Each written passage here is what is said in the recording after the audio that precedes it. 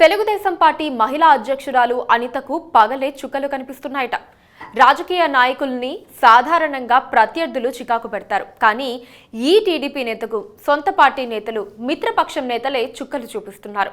మాజీ ఎమ్మెల్యే అయిన అనితపై టీడీపీ, జనసేన నేతలకు అంత కోపం ఎందుకు?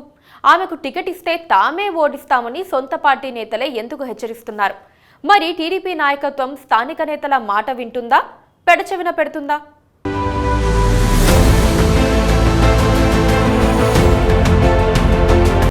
బయట పల్లకీల మోత, ఇంట్లో ఈగల మోత అన్నట్లుగా తయారైంది టీడీపీ రాష్ట్ర మహిళా అధ్యక్షురాలు వంగలపూడి అనిత పరిస్థితి.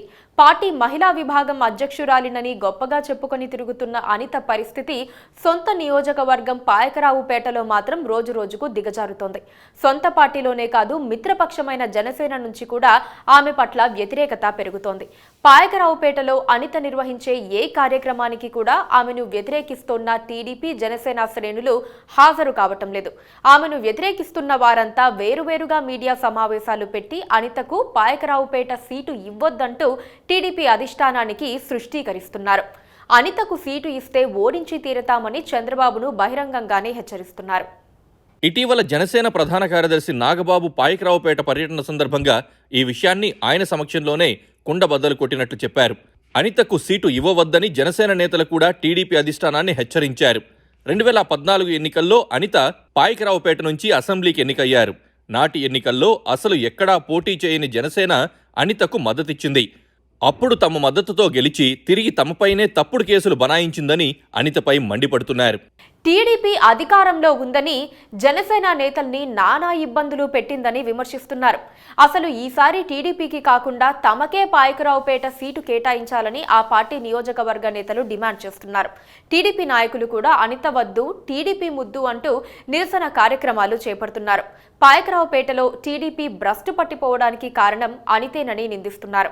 గత ఎన్నికల్లో ఇక్కడి నుంచి కొవ్వూరు నియోజకవర్గానికి వెళ్లి పోటీ చేసి ఓడిన అనిత ఈసారి కూడా వేరే ఏదైనా సీటు చూసుకోవాలని సూచిస్తున్నారు. ఎమ్మెల్యేగా ఉన్న సమయంలో పాయకరావుపేటలోని 4 మండలాల్లో 4 ఏజెంట్లను పెట్టుకుని దండిగా వసూళ్లకు పాల్పడిందని ఆరోపిస్తున్నారు. పెన్షన్లు, రేషన్ కార్డులు, ఇళ్లకు సైతం డబ్బులు వసూలు చేశారని తమలోని ఆగ్రహాన్ని వెళ్లగక్కుతున్నారు. సొంత పార్టీ నేతల నుంచే కోట్లాది రూపాయలు అప్పు తీసుకుని ఇవ్వకుండా మోసం చేసిన చరిత్ర ఆమెదని కామెంట్స్ చేస్తున్నారు.